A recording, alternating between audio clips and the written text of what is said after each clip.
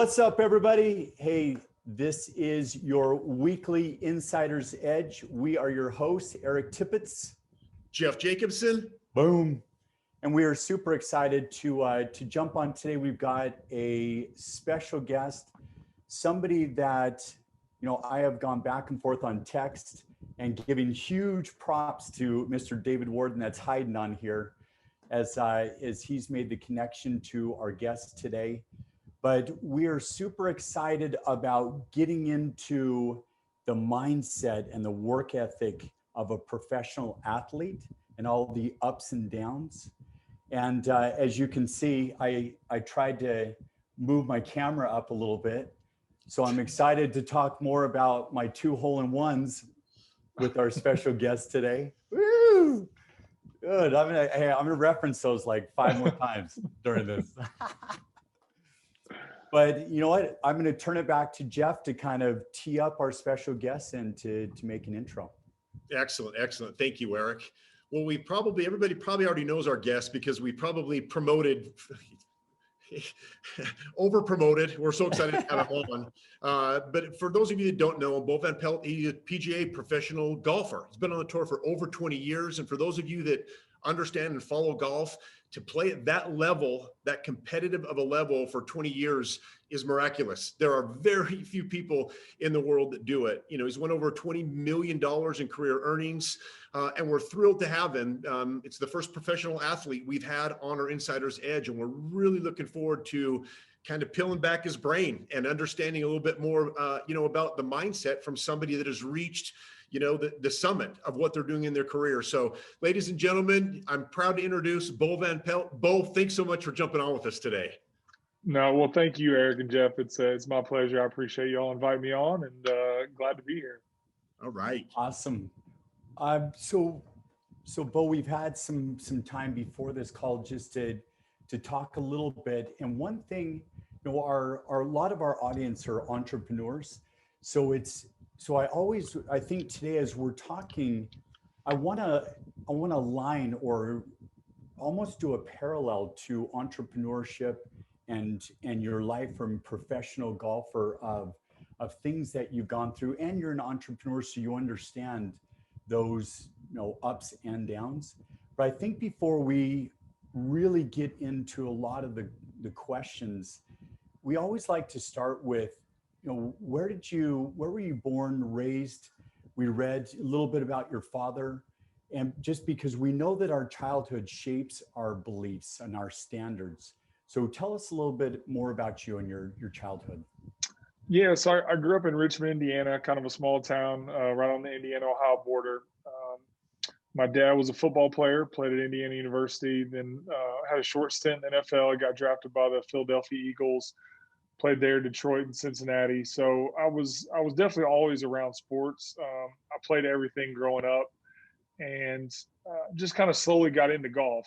I was very lucky for the small town I grew up in. Junior golf was kind of, golf was a big deal, and the head pros in the town took junior golf seriously. So there were little Saturday clinics, and literally that's how I started out. My dad would drop me off at this little Saturday clinic for a couple hours, and then he'd go to work, come back, pick me up. And, obviously in Indiana, everybody plays basketball. So I was a big basketball guy. Just slowly started seeing the thing I loved about golf was to your entrepreneurs out there. It was all about, I could control my success or my failure. Team sports were great, and I love the camaraderie, but, the thing about golf was nobody could hold me back, right? It didn't matter where I came from or what I looked like or how tall I was or how fast I ran the 40. They hand you a scorecard at the start of the tournament, and if you shoot the good enough score, you win the trophy. And if you're good enough, you can get on the PGA Tour, right? There's no scout that says, I'm not going to give Bo a chance, right? I think Eric and Jeff are better. I don't even give him an opportunity. So I think at an early age, I understood that. My dad was an entrepreneur. When he got out of football, he had 3 jobs and was making about $10,000 a year and had 3 little kids. And he got an opportunity to manage a fast food restaurant and make $11,000. And he thought, well, I only got one job and my kids can eat free. So that was kind of like, that's where he was like, I think I'll be all right. And then he took a shot, saved some money, and ended up, buying a franchise that had gone out of business, and grew that up to ultimately at one time he had 4 restaurants going. But it was, the food business is really hard, but I saw how hard he worked, and him and my mom kind of scraped that together from nothing. And I think that was a great lesson for me. And, and obviously too, I think it really helped me as I went through golf and as I started getting better at other sports and golf. My dad being a professional athlete and playing in the Big Ten at the highest level, it helped our relationship. He didn't have to live his dreams through me. And so my dad was the type that he would take my clubs away from me. He would, like, I'd wake up in the morning and go practice and my clubs would be gone. I'd call him at work and I was like, where are my golf clubs? He's like, you just go be a kid for the day. Like, you don't, and then as I got older, I started asking him questions of like, he never pushed me. Like, and that was one thing I try to teach adults that ask me that have kids that, want to say, hey, how'd you make it? And some other people don't. Like, I'd get done with a tournament, we'd get in the car, my dad wouldn't even ask me about golf. Like, until I brought it up, we'd just go get something to eat or have some ice cream, and we'd talk about basketball or something else. And I think he was so secure in himself that he was like, look, if Bo doesn't want this, I can't want it for him, right? So like, I can't inject that passion and the work ethic that he's going to need to be successful if he doesn't have it himself. Like, I can give him the opportunities. I'm here to support him. But I look back at that now, and of having kids of my own, and like, I would struggle with that because like I would want to tell them something or have an idea to tell them, and I'm like, I need to just shut up. Like, probably the most poignant. Sorry, my dogs are fighting right now behind me. They want to look at. They want the to get on camera. Yeah. So like, hey, the camera. Kind of, I guess I'll sum this up. Kind of like my childhood, and my father and I's relationship in golf, and one way was, I asked him one time. I was struggling when I watched my kids play sports, like. I would like, I was like, man, I need to just relax a little bit. And I said, Dad, how'd you do it? And he said, well, he goes, guy asked me one time, you ever get nervous watching Bo play golf? And I said, no. And he goes, come on, man. Like, this guy, played the Masters, you watch him British Open, like my dad caddied for me when I got my PGA Tour card. He's like, you mean to tell me you've never gotten nervous?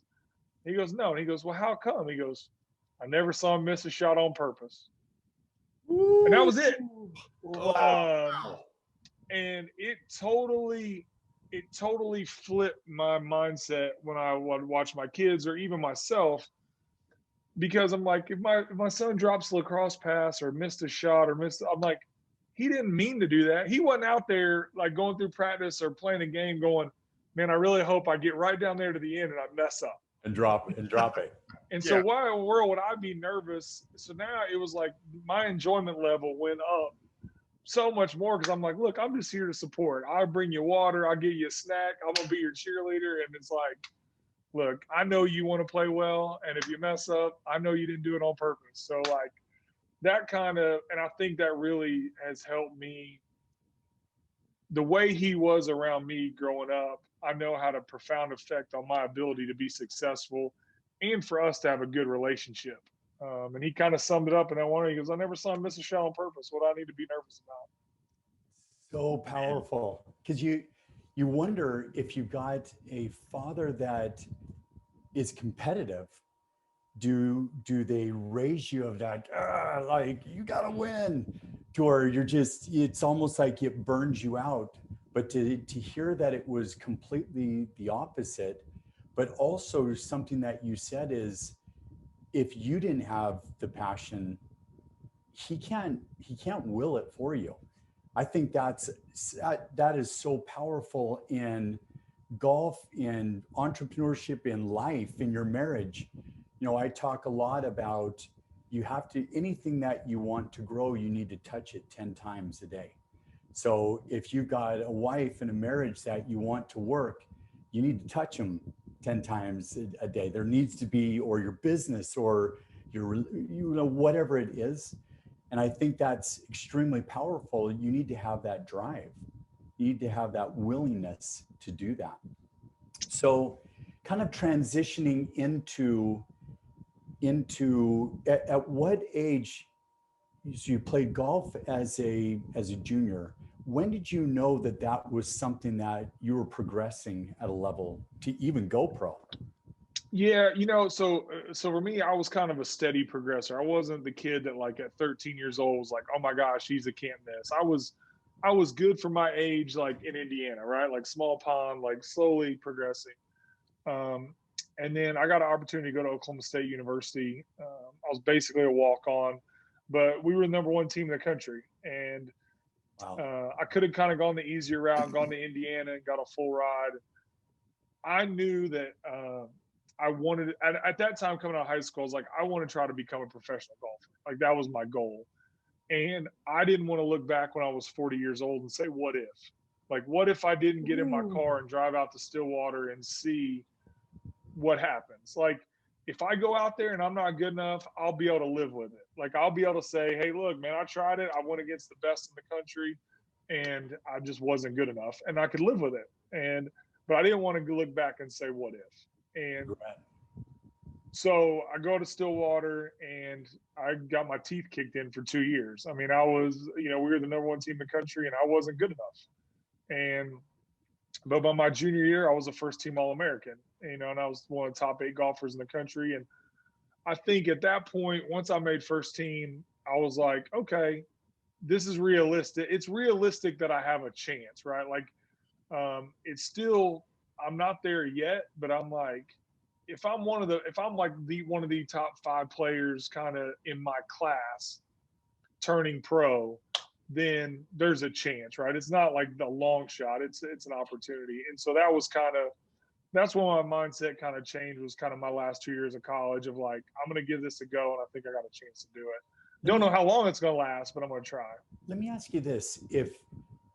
So you've got 2 trains of thoughts. There's people that like to hang with people that are smaller than them and like to always be the big dog. Like, I'm always better than everybody. And then there's people that love to be the small dog and love to hang with people bigger than them because it raises. Do you feel like you would have been as good as you are if you would have stayed at Indiana and probably been, the all full ride star, but you went out and got your teeth kicked in, but that had to raise that level?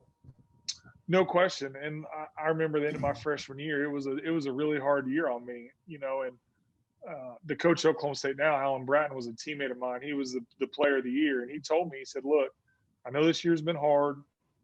You don't know it yet, but wait till you go home for the summer. You've gotten so much better this year, you won't even recognize yourself when you go back home and play against the guys you grew up playing against. And to your point, then when I got on the PGA Tour, my coach was a legendary coach, Mike Holder.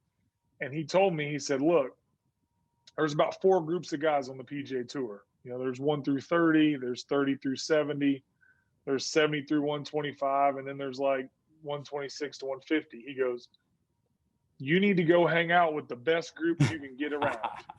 You go practice with the best players, you go play, you just shut up and you listen and you watch what they do. And to your point, it was like, if that's where you want to be, you got to go try to hang out with those people and see what they're doing. Ooh. Guys, are you listening to this? How many times have we talked about you are your 5 best friends? You really got to pick and choose who you spend your time with, who's feeding you. I mean, what Bo's saying right there of you want to hang with the 200 to 250, you will become that. You hang out with that 1 through 30, that's where and you were there. I mean, winning PGA Tour championships. So, I know Jeff's got a million questions. I'm just going to ask real quick. we had Cappy Pidwell on. She talks about we live our day about 90% unconsciously and about 5 to 10% consciously. So people are just, you're driving, you get there, you're like, wow, I don't even remember that drive. Do you find, like, as a fellow golfer, that's struggling to get into that place, it takes so much mind power to stay in your game, not only one round, every week or every month, but every day, every week, and make these cuts.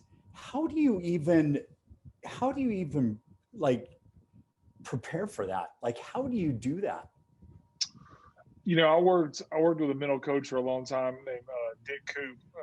He was out of Chapel Hill, North Carolina. He worked with Payne Stewart, Corey Pavin, who worked with North Carolina basketball, Texas football. One thing he taught me was, we only have one battery for our mind and our body, right? Like, so, if you've got the wheel spinning all like throughout the whole round, it'll wear down your physical self, and to where you'll make a physical error because you've worn that body down during the day. So, in golf, it's interesting because we are out there for a long time. By the time I warm up and play around the golf, that's like 5 hours, 5 to 6 hours. You're kind of in a somewhat kind of locked in state, but it's the ability to relax in between shots, and then for that 30 or 45 seconds to be as focused as you can be. And that's the trick, right? And the guys who can do that the best, they're the ones who don't make a mental error. It's you gotta learn how to turn it on and off, and that's and then when you're playing your best, that's what you're able to do. And I think it's no different than an entrepreneur. There's times if you want to be good as a family man or woman, but then you got to have your business life, or like you have to be able to compartmentalize that and know, look, when I'm in my business mind, I got to be all there, right? And then I got to be able to turn that off. And whether it's, you need 5 minutes in the car or you need something between on your way home, you got to flip that switch and go, okay, now I'm all in with my family. Like, I got to be present. Mm-hmm. Because what I think one of the biggest mistakes, and I struggle with this, there were times when I was on the golf course feeling bad about not being home because I wanted to be around my wife and kids. And then I'd be at home thinking about, man, I should be out practicing, or I need to be working harder at my game. And I'm like, and you end up being pretty poor at both things, right. and that's a deal where I think that if you can have that ability to kind of compartmentalize and focus and be present where you're at, then you have a greater chance to be good at both, and I think that's the trick, right? That's the thing we're all striving to do on a day-to-day basis. You actually is a great segue into a question I had about mindset. I was going to ask quite simply, what's more important, your mindset or your physical ability? But you did a great job of explaining you got to have a balance of both. So the next question would be then, what do you do, Bo, in order to compartmentalize it? Are there things that you do, habits that you've been able to create for yourself that help you stay aligned with your mindset when you need to be out there on the golf course, focusing on that shot, not saying, boy, I wish I would have done this with my son yesterday, or vice versa when you're home golfing. You can't just switch between those easily. It takes years of practicing and finding things to help you do that. What are some things that you've incorporated or that you're currently doing that help you be able to compartmentalize that or switch back and forth when you need to? Well, I think in golf, and for a golf example, it's like my pre-shot routine. One of Dick Coop's big things was having the same pre-shot routine every shot. So that way, whether it was on Thursday on the first tee, when people think it doesn't matter, or the 72nd hole when you're trying to win, well, guess what? Every shot counts the same. So if you go through the motions and you don't do your work on, and you hit your first ball out of bounds on Thursday, it still costs you the same as hitting it out of bounds on 18 when everybody goes, oh, he choked. And I'm like, well, I kind of choked on Thursday too. So you just guys didn't see it. So, and it was, I would have like a little mental cue where I'd redo my glove. I'd put on my glove and I'd rip it and that was a physical cue to say, we're right here, right now. Like this is, you got to be like, you got to give me 30 Ooh. seconds. Wow.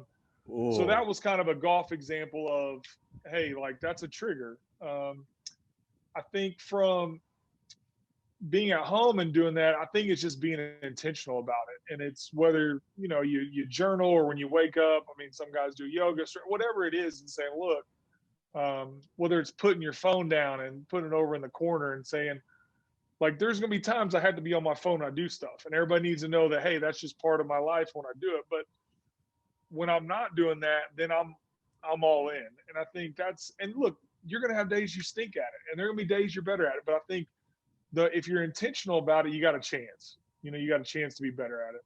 Right. That's great. I think I heard a great definition one day of what is presence. And presence is your body and your mind at the same place at the same time, focusing on the same thing. And what you said is textbook of that. It's doing it and knowing that I'm here right now. I need my mind and my body present. Or if I'm home, with my family, I need to put my phone down and be present. And so it's great to hear that it's possible for those of us, that haven't get that level yet. It's constant practice, just like your swing. Your mindset and how you develop your mindset is like anything else you do for your life that you want to get better at. If you're practicing, if you're reading, you have to find things every day to help you do it. And that's a great example, Bo. I appreciate that. I think also the idea of knowing that you can't be on all day, all night.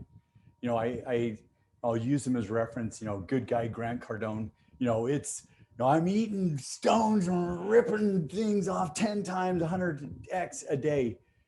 You burn out. Like you got to give yourself the ability to say, hey, I'm moving through space, but when I've got to be, just for you to recognize that that between shots, you're able to relax the battery.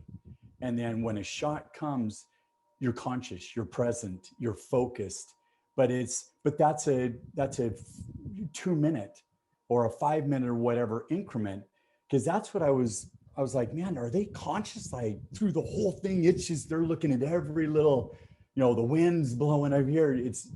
But it sounds like, there's ons and off switches.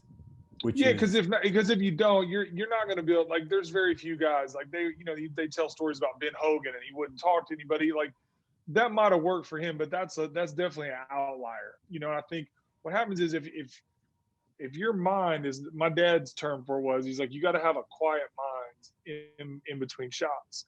And like, there's times he would watch me play. He watched me play more than anybody. He was like, I can tell your mind was racing, right? Like, and if you get your mind racing in between shots, what happens to me is then I'll get over the shot, I'll hit a shot, and I don't even know where I was aiming. Like, I don't even know, like, because I didn't give myself that break in between shots. And I think the same thing can be said for business. It's like, look, when you're there, you got to be locked in. But then I think there's also, you got to give yourself permission to say, there's times that I'm allowed to unplug, right? Like there's times I got to be able to unplug, recharge my battery, whether it's taking a walk or some people working out or some people volunteer working, and like recharge your battery. So then when you hop back in, you're like, I'm better than I was. But like just doing it for 24 hours doesn't mean you're going to all of a sudden be better, right? Like there's a point of diminishing return in there. That's so powerful. What if, as we're talking about mindset and we're talking about, physical, as you look at the work ethic, I look at from an amateur golfer into a professional, there's a massive gap. And there's something that happened there. What kind of work ethic? Because I think, again, with entrepreneurs, we look at, how much time people think they put in. They're playing the busy game every day. I'm so busy, but how much real busy, focused time did you put in? What was the work ethic like when you really transitioned into, this was all in, your paycheck was this? Well, it definitely evolved. When I first got on tour was 99. So Tiger Woods had just, won the Masters in 97. And, for example, like when I first got on tour, there weren't 5 guys working out on a consistent basis, Wow. and, Tiger he changed the whole standard of like, if that was the guy you were chasing, 30 years ago, everybody was going to the bar afterwards, and ripping off 5 scotches and, having a big steak and going to bed at night. So that was what my competition was doing. So I was like, I'm even with them if I'm doing that. Well, company. so now all of a sudden the standard became, hey, look, it's a mental coach, it's my diet, it's my sleep pattern, it's my workout, it's my flexibility, it's a putting coach, it's a short game coach. It's like I'm basically building a team that can help me squeeze out every part of what I have, right? And that's kind of become the standard. And now, like these kids now, like I'm playing against guys, 25 years younger than me. That's all they've ever known, right? They never even knew that there was a time when you didn't have a trainer and you didn't have a mental coach. Like that, they grew up with a team. And so I think what's just changed is like that standard. Because I was telling somebody this yesterday. One thing that people don't understand is how fine a line it is between being a golfer on the PGA Tour and not. Like, so basically, it's a half a shot around between a top 30 money winner and losing your job. Oh, Like that's it, right? Like so crazy. So when the old Indy being given Sunday, we're looking for inches. Like we're looking for a half a shot a day over a year. Like that's what it ends up adding up to. And so I think that's the deal. Like the work ethic point, it definitely evolved over the last 20 years on what it takes and what the standard of operation of if you're not willing to do that, you're not going to have a job. So it's kind of, I don't know. There's no way to really sugarcoat it. It really is that big of a gap. It's like you see how many people are dabbling in their business and kind of, they don't want to burn the bridge. Like I'm still got my finger over here. It's like you either were eating or not. Like you were all in that work ethic. Talk about the mindset also of, you went through a game-changing injury and a torn labrum on your shoulder. Talk to us about that as far as going from, where you're at to this injury to rehabilitating to actually getting back on the tour. Yeah, so it was crazy. I would I think I just turned 40, was like pushing 41, and I'd never been injured. Like I'd never missed a day of golf in my life. Nothing. And it's been super lucky. And I tore my labrum. I grabbed one of my kids' backpacks in the back seat of my truck and lifted it over the front seat. And, it's funny, man, in hindsight, it was probably one of the biggest blessings I've ever had. I had gotten to the point where I was probably pretty close to burning out, if not, I wouldn't say burnt out. Like I had played really well for about 5 years, man. I had chased it all over the world and had played really well. And man, it was a lot. Like it had definitely taken its toll on me mentally for sure. And so here I am with an injury and not to draw the story out, but I ended up having to have 3 surgeries. So I was out of golf for almost 4 years, and I thought my career was over. I didn't play 18 holes for over 3 years. My hands started going numb, and but the blessing was I got to see my daughter all the way through high school. I got to coach my boys' football team, their lacrosse team, stuff I would have never got to do. If I'd have stayed on that treadmill of the PGA Tour life and traveling, and those are opportunities. And it always bugged me that I was, because like my dad, like he worked a ton, but he could always make time for my sports, and he could work his schedule around and be there for that. And those memories were I cherished them so much. And I always hated that I didn't have enough of those with my boys and my daughter. And so when I look back, it was like, I wouldn't have traded those 4 years for all the money in the world. And lo and behold, this last surgery, they took out my first rib. I got diagnosed with thoracic outlet syndrome. And all of a sudden, my shoulder didn't hurt anymore. And I got the feeling back in my hand. And I'm back playing and competing on the PGA Tour. I mean, I haven't played as well as I'd have liked, but I think that realistically, it would be a little naive of me to think like I could just not play for 3 years and then go compete against guys 20 years younger than me and go, yeah, I'll just keep beating you guys the way I was when I was at the top of my game. But there's definitely been some signs here, recently, in Phoenix, I played really well, even better than my score really. And so that was kind of the first week for 4 rounds that I was like, you know what, there's still something left in the tank. And so I'm excited about the rest of this year and competing.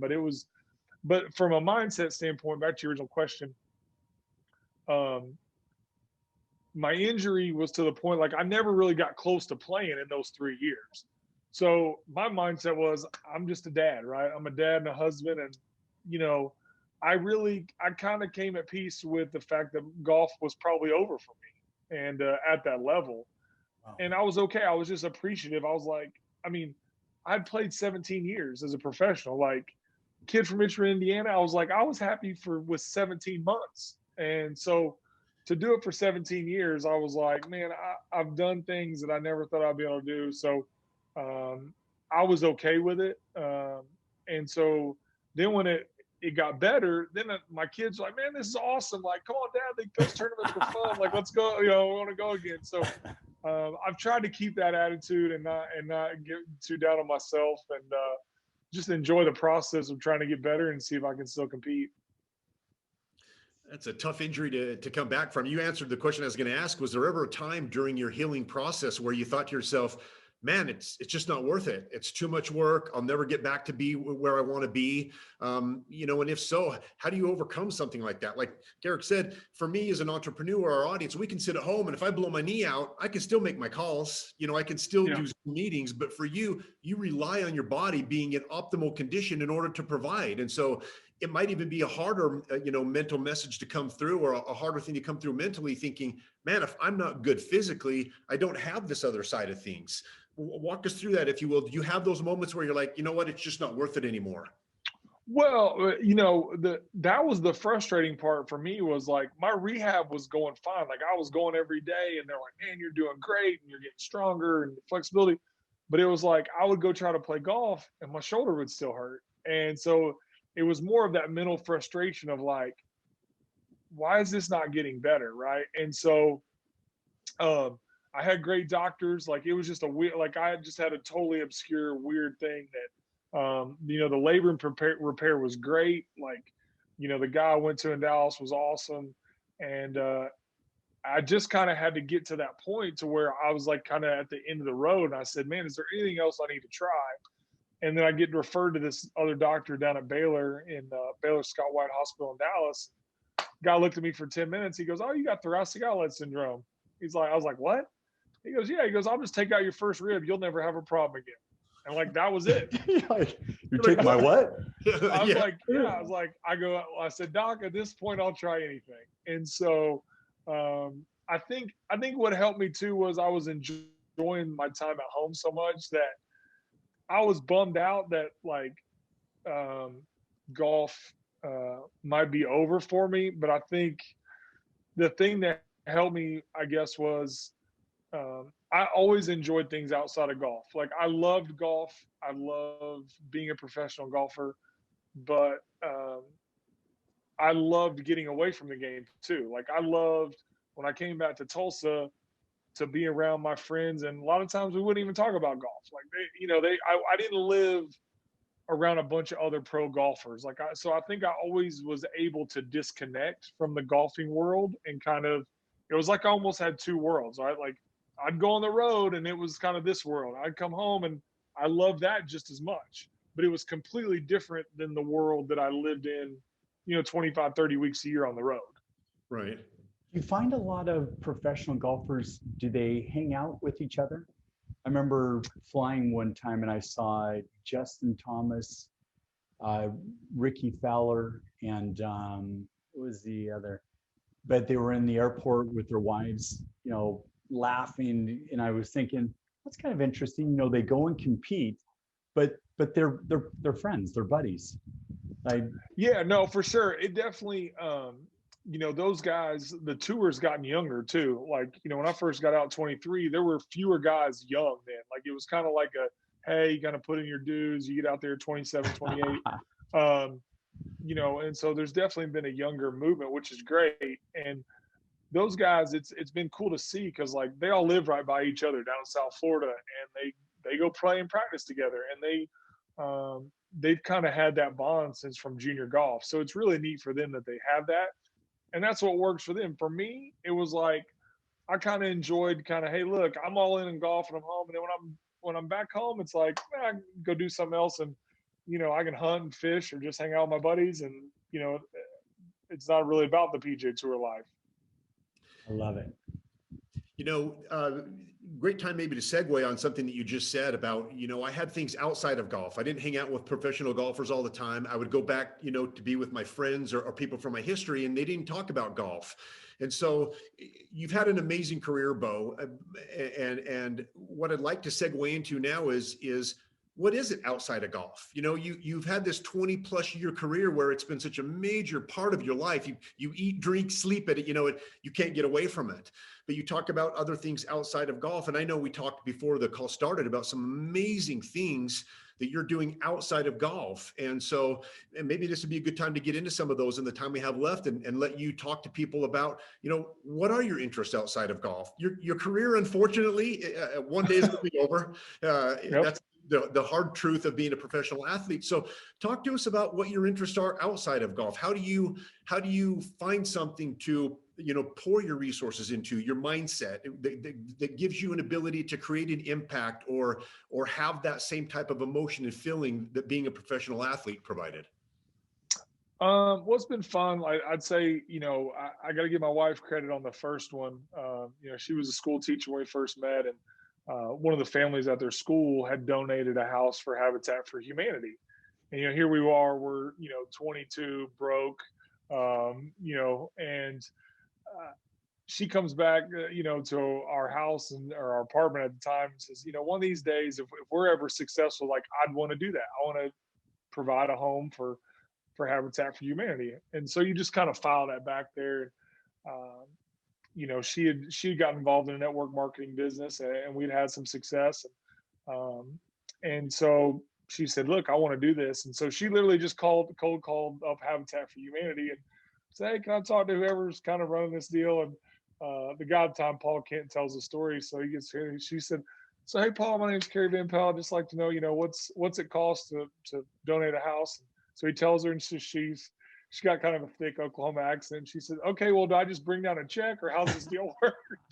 And she's like, he goes, why don't you come on down here? I'd like to meet you. And so then we meet, and they had a little golf tournament, and, they weren't raising much money. And so, I said, hey, Paul, look, I'd love to, I love the cause, and the one thing I loved about Habitat for Humanity was, these people put in 500 hours of sweat equity to get an opportunity to get a house. They pay the house back. It's a zero interest loan. And to me, I looked at it, we've all had a hand up. Like when I turned pro, my family couldn't afford to sponsor me. I had 10 guys from Indiana that sponsored me, that said, hey, look, we're going to give you $50,000 a year to go try to live out your dream. And wow, that changed my life. If I didn't have that, I wouldn't be talking to you today as a 20-year vet on the tour. So we've been involved with Habitat for 13 or 14 years, kind of do their golf outing. And we've sponsored, I think, 3 homes, which has been great. I mean, I think we got more out of it than the person that got the home. And then other fun project, my dad and I, where I grew up in Richmond, Indiana, they closed down the 9-hole golf course in town. The city paid for it, and they just financially couldn't do it anymore. I said, Dad, we should start a first tee program right there. It's literally right on US 40, right down Main Street. It's part of the park. And so that's been going on 13 years now. And it's an awesome program. We have about 170 kids every summer, have amazing volunteers. They're the ones that make it happen. We teach the kids 9 core values through the game of golf. Honesty, integrity, sportsmanship, respect, confidence. And and then we do a national school program. So we're hitting 2,000 to 3,000 kids every year Wow. through physical education. It's one of their units in physical education is the snag equipment. It's plastic clubs and Velcro, and they teach the 9 core values as part of their deal. So that's been fun. And then the last one, it was kind of, we birthed it out of COVID, I guess would be the best way. A good friend of mine, his name's Pharrell Evans. He was a writer for Sports Illustrated, ESPN, African-American guy that played golf at a historically black college. I played Oklahoma State. And I had this idea. I called him on the road and I said, "Hey, Pharrell, I got this idea." It's like, we need to start a podcast. I go, "If you don't do it with me, do it with somebody else." So I think it's a really good idea. I said, "We're going to call it Both Sides of the Ball." I said, "You got a guy, he lives in Harlem. I live in Oklahoma. He was a writer. I'm a player." I was like, we've definitely had different life experiences, but I said, we were friends within 5 minutes of meeting each other, and we've stayed friends for 15 years. We talk all the time.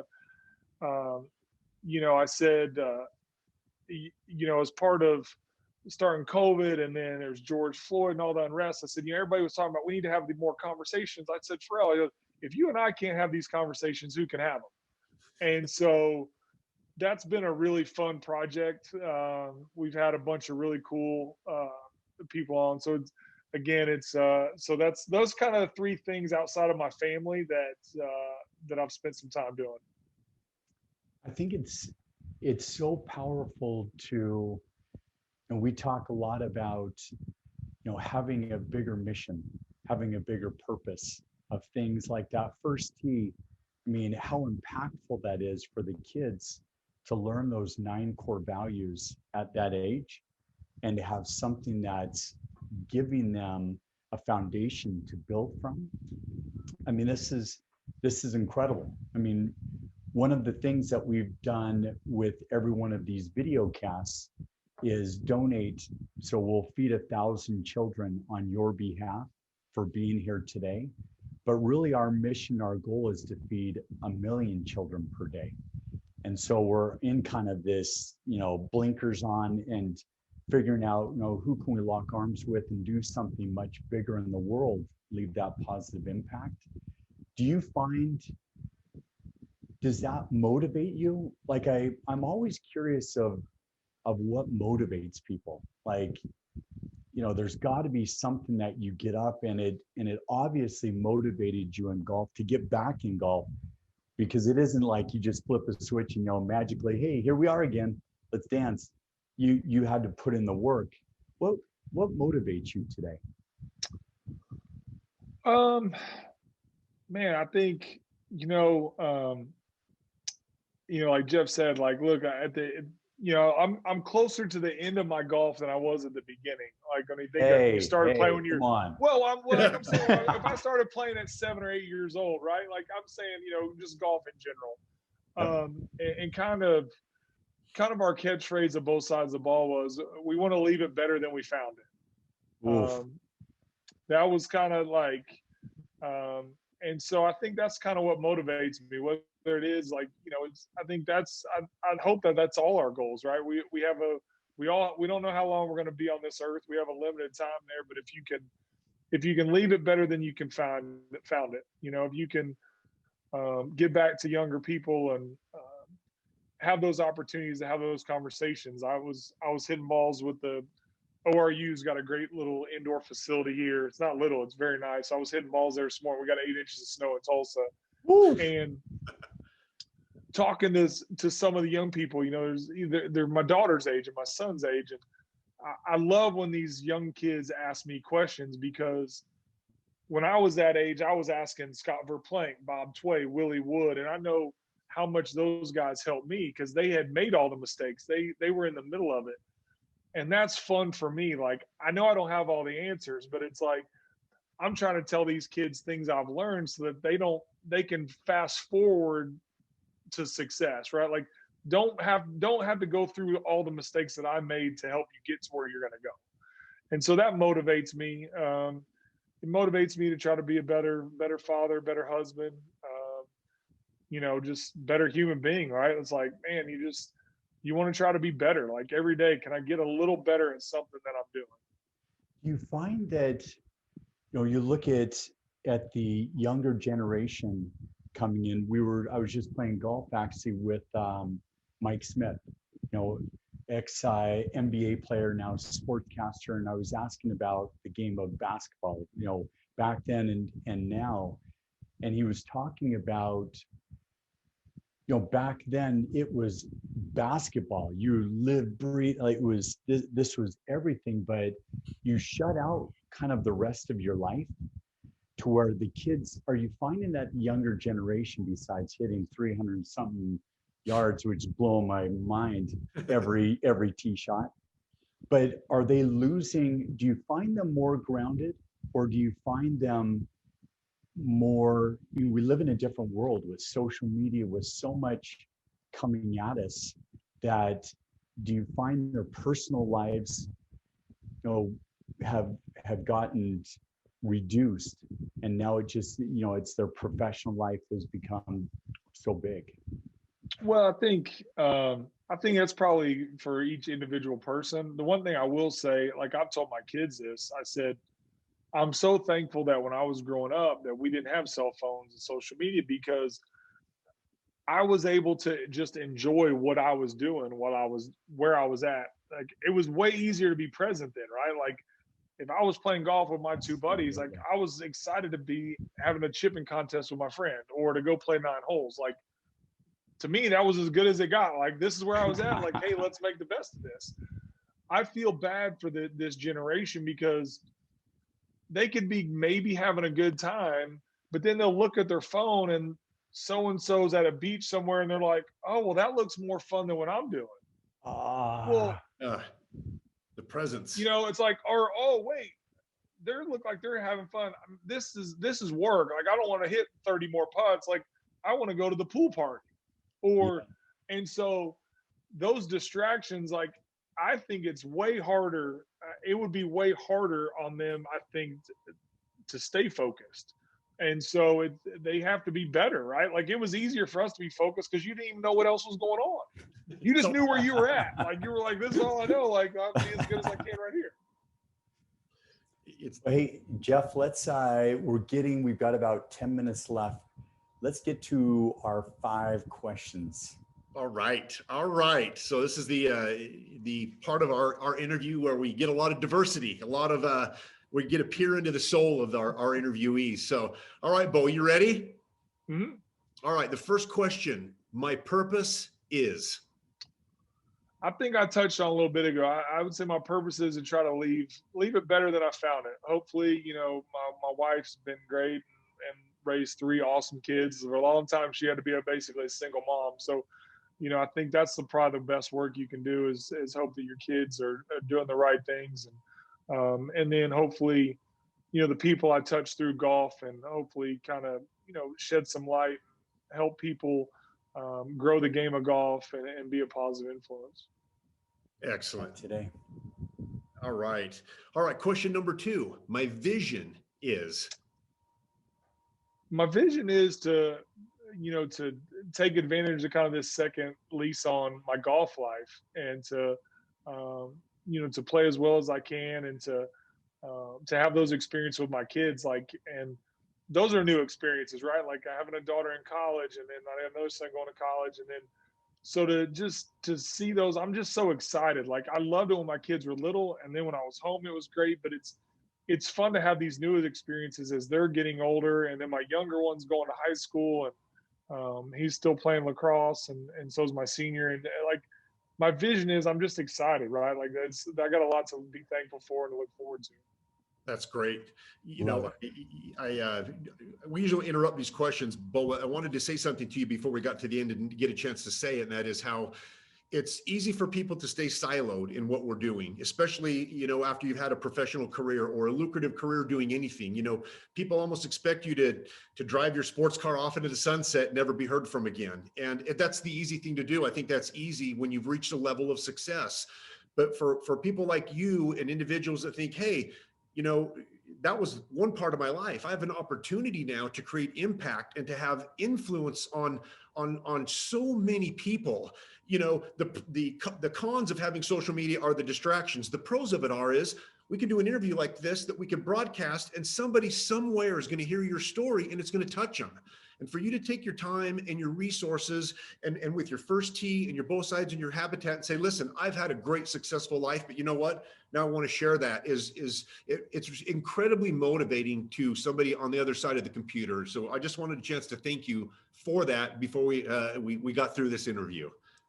Well, no, thank you. It's nice of you to say. I got to mention one more. I'm mad at myself. I forgot it, but I got a good buddy here in town named Craig Archer, and it was his vision, but I've helped him out a little bit with it. It's called riseready.org. And we raise money and we give money back to athletes that have been injured. His daughter was a gymnast at our gym and had a scary injury, and she's fully recovered now. But we do an annual golf outing. So Rise Ready is another one that it's been fun to be part of. And like you said, to get back. So it's the guilty thing is I hate getting thanked for that because I get more out of it than I feel like the other people do. So it's yeah. That's good. It's a win-win. All right. Next question. Question number 3. I am blank.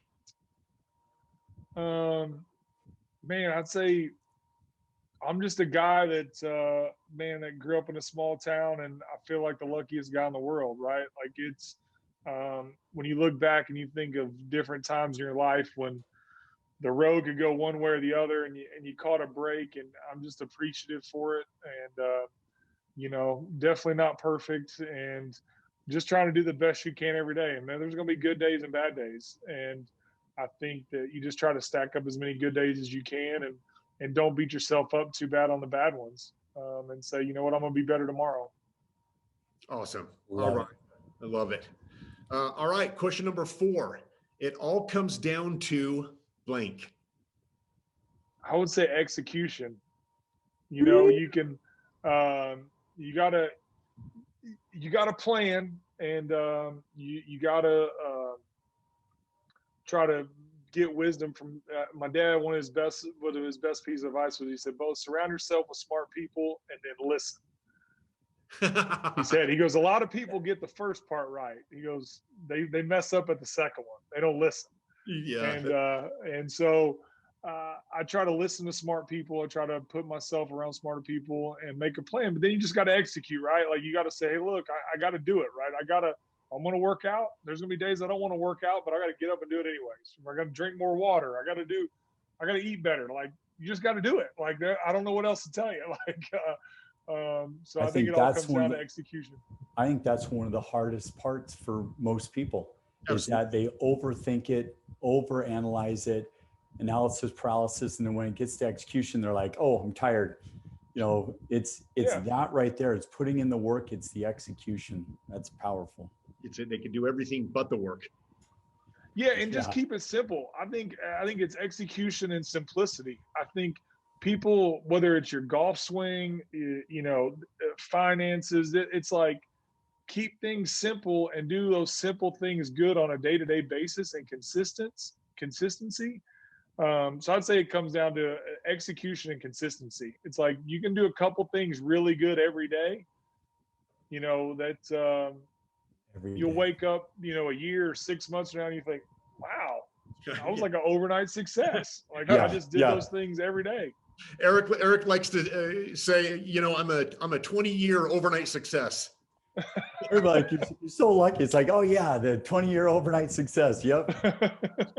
All right. Execution and consistency. All right. The 5th and final question. What I understand best is that I don't understand that much. I think that's what I understand best. Like that I'm like, I don't know what I don't know. I got to know what I don't know, right? Like, so I think you got to be willing to humble yourself and not assume that you know everything. And one of the best pieces of advice I got from somebody one time was, seek advice from an uninterested third party. Like somebody who's not going to benefit or get hurt by any decision that you make. They don't have a dog in the fight. And so those are people, like when I'm making big decisions, those are the people like I'll lean on and friends that I'll reach out to. that are going to tell you one way or the other, and it has no effect on them, right? Like they're just rooting for me, and they're going to give me their honest opinion. Right. And so I think that's the one thing I try to know. I say when I was 16, I was as smart as I've ever been. It's been like a slow decline.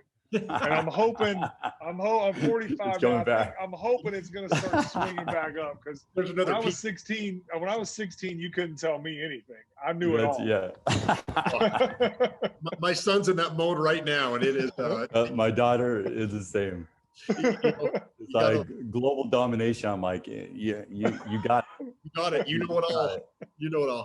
Well, that awesome job on the 5 questions. I'll tell you honestly, we've never had those answers, and that's what's so great about the 5 questions is you really give people a chance to think a second, and then the way they answer really truly defines them. But awesome job on those questions, Bo. I'll turn it back over to Eric, kind of wind things down.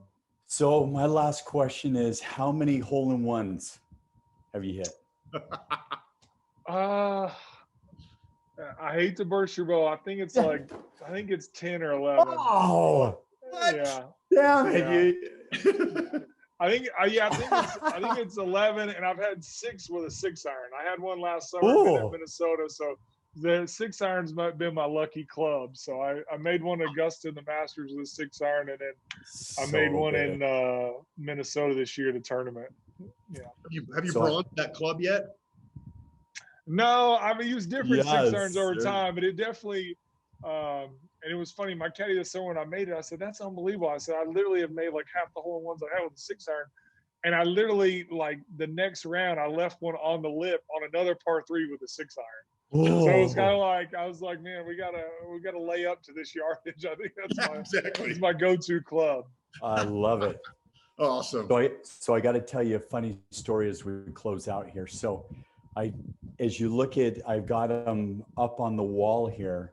So this one was the Marcus Allen Celebrity Golf Tournament, and and I was playing with Dr. J. So he was. Oh my gosh. So Dr. J's in our group, and I hit this 7-iron 180, little wind, and it bounces and goes right in the hole. I threw the golf club, and I went and jumped up, and Dr. J is like 10 feet tall. So I jump up, and I'm like, I think it's like Velcro on Oh, somebody in the audience got it on film. It was the funniest. Oh my gosh, that's so awesome. my card is signed by Dr. Julius Irving on the card, and then Marcus Allen was right behind us. Oh my God, how good is that? Is that the cool? What that a memory! That's what awesome. A memory! Your first hole-in-one at a golf tournament with Dr. J.